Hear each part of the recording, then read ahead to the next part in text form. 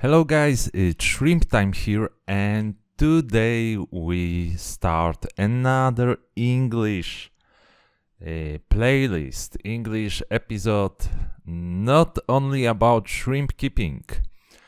As you can see, there is a little Montipora on your view, so we are starting a saltwater reef tank. I thought that I will try to do something totally new on this channel. Maybe not totally new, but the project that I abandoned some years ago. So this is my third try to keep the reef tank, and I have very unusual approach because I try to start everything correctly with a bit top-end products, but still in the reasonable price. So I'm not sure if you are all familiar, but I've started the Polish series about keeping a reef tank. Unfortunately, due to some circumstances, especially my wife, who loved to feed my shrimps and my fishes in the tank, I had some issues with that tank, and I've decided to stop reefing. And after some time, I decided that I will go back to reefing and will try again. Start with a small cube. It's 50 liters cube, and afterwards that I will transfer to bigger aquarium. As some of you are familiar with this idea, I'm thinking about breeding and propagating corals as well. This will be another branch of my little business, and to do that I need to learn myself how to keep those animals.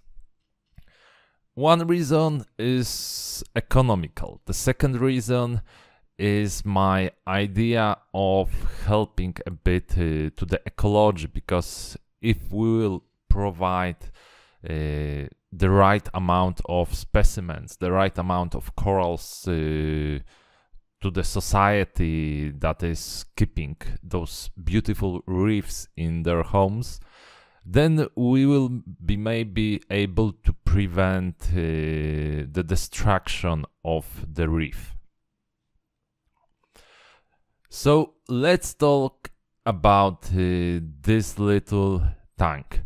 The main idea of this tank is to keep very difficult soft polyp stone corals, small polyp, stone corals, in an aquarium with good results. I need to get a good growth, a nice coloration, and I need to get them in quite reasonable and short amount of time.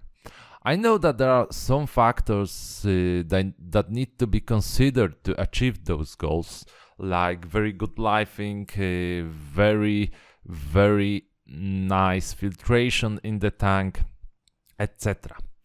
There are also many ways to achieve that goals. One of this way is using the ideology of Zeowitz system, which was developed by Korallenzucht, the German company.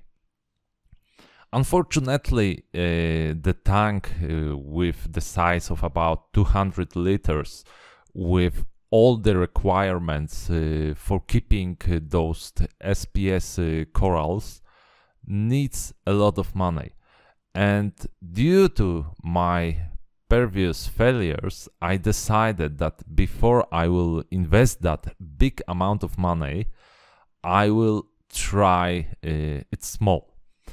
So I've got some of my equipment that led me to start this system, I didn't have to buy anything but dry rock and some of these SPS corals. The way that I'm cycling the tank is quite unusual, and many of you can have a problem with that way, because I'm adding the corals right at the beginning of the tank, at the beginning of keeping this tank, just 5 days after starting the tank. And here you can see my dry rock construction. It isn't sophisticated, it isn't anything very special, because I want to have enough space to keep those corals and have enough space to let them grow. In a bigger tank, I will consider making some bridges, making some more sophisticated construction.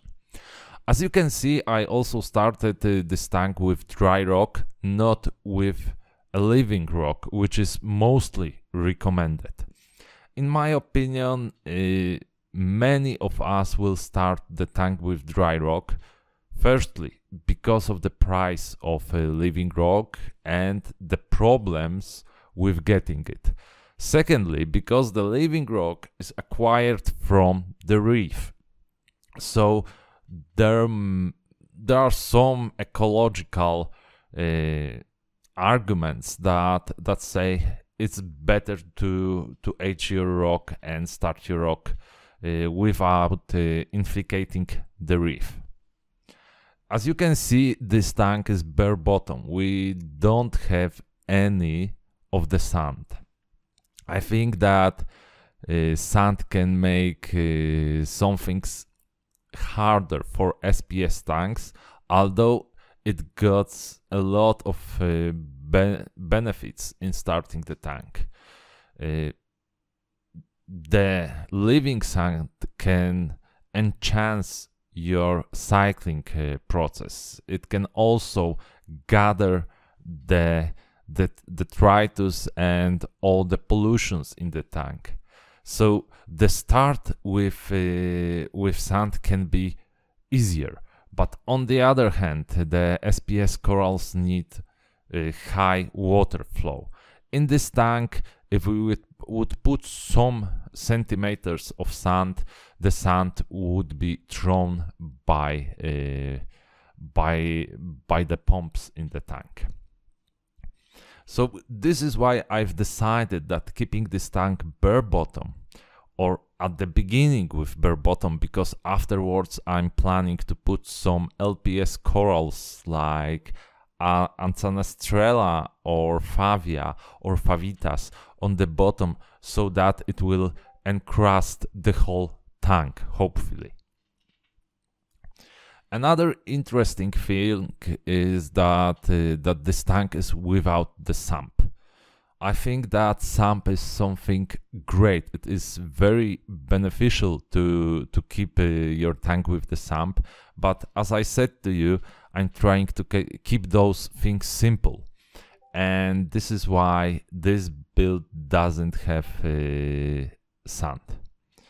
So talking about the filtration, we got Tunzi 9004 protein skimmer.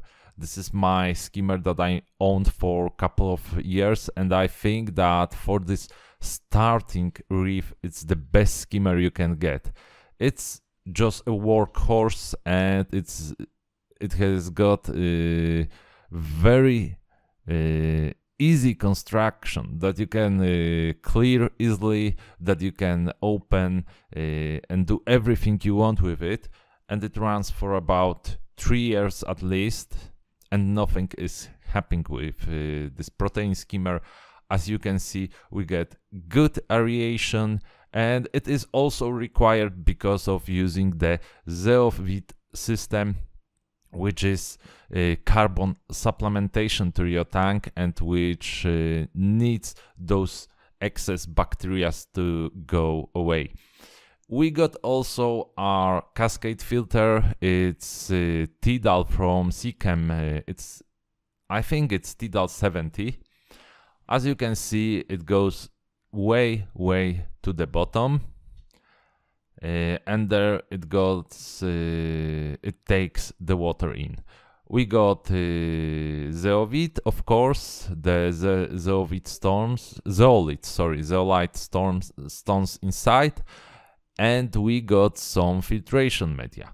And one of the upkeep we need to do is to shake that stones inside your tank so that excess bacteria will go to the tank. You also need to know that zeolite stones will take the ammonia, they will storage them, and you have to change them once couple of weeks.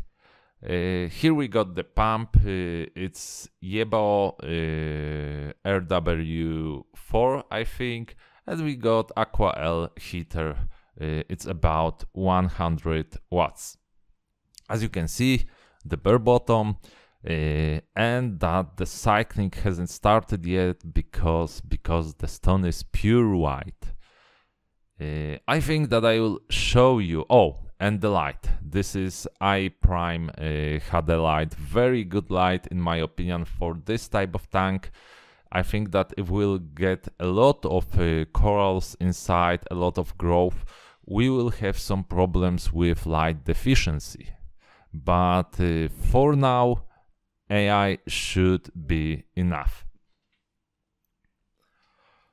So, talking about the supplementation in the tank, we use Zeobac, we use Zeofood, and Zeostart. So, Zeobac are the bacteria that are used to fight with nitrogen and to export nitrogen from the tank. These bacteria also consume the carbon, so you need to provide them a carbon source. One of the way you can do that without this system is by adding vodka or adding vinaigrette. So the second thing we use is Zeofood and Zeostart. Zeostart is just a supplementation of phosphate. I think it's just supplementation of phosphate and nitrate to the tank. I hope that I didn't make a mistake, but if I did, just let me know. And Zeofood is the food for the bacteria, so it's the carbon source. Or no, sorry, opposite. Zeofood is the carbon, it's the carbon source for the bacteria in your tank. And I dose all of these supplements according to the manual that you get with the Zeo system. You need to remember that at the beginning phase you need to add more of them, and after the stabilization of your tank you will have to add the lower amounts. So this is the general look of my tank. I hope that you like it. Leave me a comment if you would like to get more videos about this system and about the reefing hobby. You need to just remember that I'm just a hobbyist if we are talking about reefing, so I'm not a specialist, and there is a lot to learn for me. So please remember that when you are watching the videos. If you have time, leave me a comment, say me your opinions, correct me if I'm wrong. Until the next movie, thank you, see you.